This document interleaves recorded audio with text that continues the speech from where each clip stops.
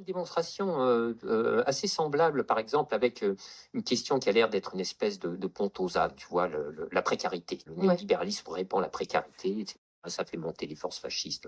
Alors tu pourrais te dire en première approximation, bah, vous êtes bien aimable, mais on n'a pas besoin de vous pour comprendre ça, hein. Tu vois, la sociologie, la science politique permet de bâtir des schémas explicatifs qui emmènent de la précarité qui se répand partout, les classes qui basculent, les classes populaires qui basculent de plus en plus du côté de la proposition, de la proposition fasciste. Bon, très bien.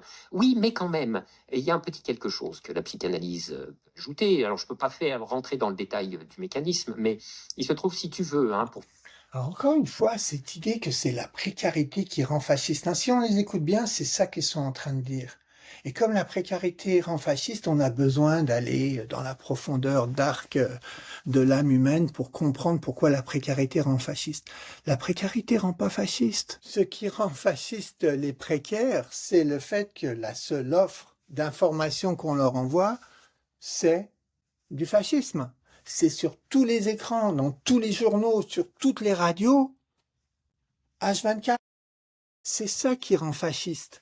Et évidemment, si tu es précaire, on a vu ça aux États-Unis, et qu'on te dit c'est les banquiers d'un côté et les immigrants de l'autre qui t'empêchent de vivre ta vie, il faut s'occuper de la classe ouvrière, et que de l'autre côté, tu as aucune offre alternative, et qu'en plus nos intellectuels embarquent dans cette affaire-là, eh bien c'est vrai qu'on est mal barré. Et c'est pour ça que c'est important de critiquer les propositions comme Luc Bert et Lordon, qu'on voudrait être des camarades, car ce sont des personnes qui se pensent dans la gauche radicale et qui y ont leur place. Eh bien, c'est que on doit comprendre qu'on a besoin d'un discours qui remette les choses à leur place. C'est pas la précarité qui rend fasciste, c'est le fascisme qui est servi